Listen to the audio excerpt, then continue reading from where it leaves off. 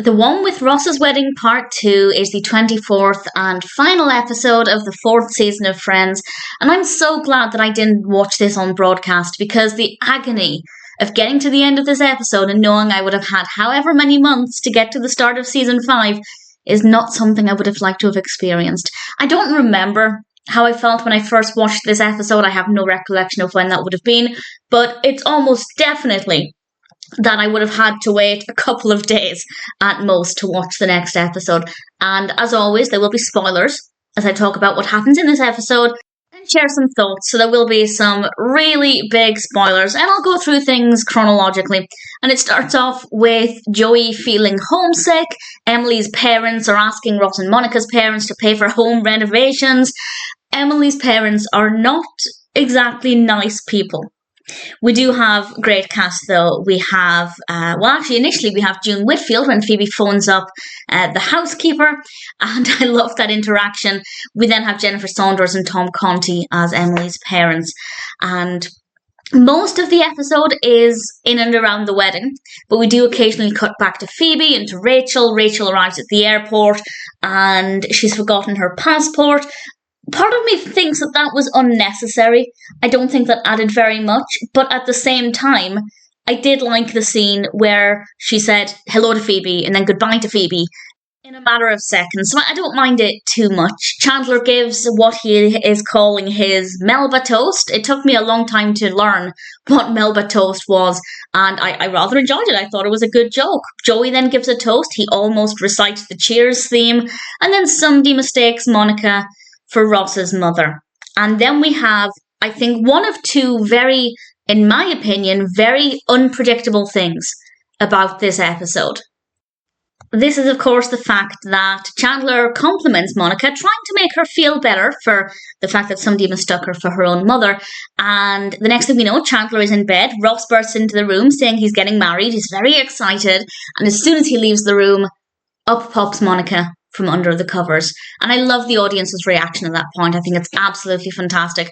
And definitely, in my opinion, something that's very unpredictable and the start of something interesting, but I'll say no more about that. Rachel is then on the plane. We have another brilliant guest appearance with Hugh Laurie.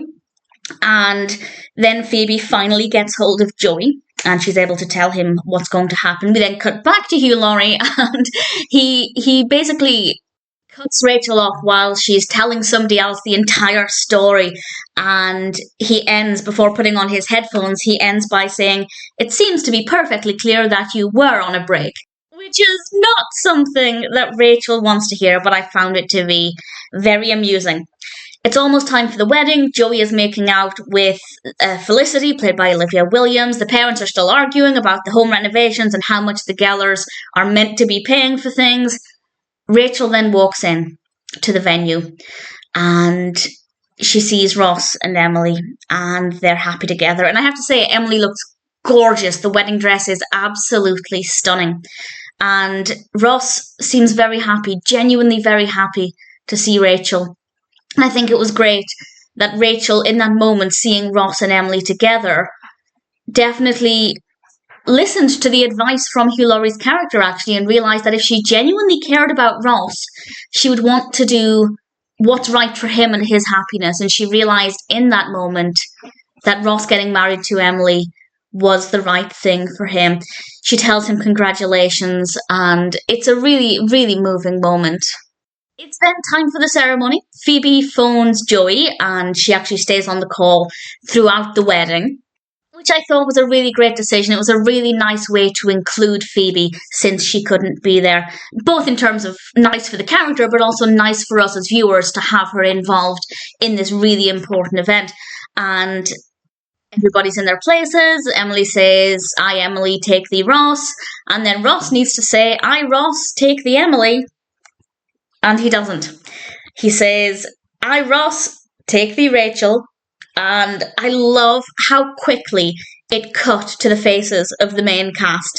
We got to see their expressions pretty much instantly, and it was just wonderful and such a strong but frustrating way to end season 4. Because as I said, if I'd watched this on broadcast and had to wait however many months to find out the aftermath, I would be so frustrated, but it's so, so well done. And there is a story with this. I'm sure most people are aware of this, but if not, they actually didn't have an ending for this episode. Apparently, the writers didn't know what they wanted to do with this episode. And during the taping of a previous episode, David Schwimmer accidentally called Emily Rachel. And that's when they realised that that's what was going to happen. So if David Schwimmer hadn't accidentally said the wrong name at a taping of an earlier episode, who knows how this episode would have went?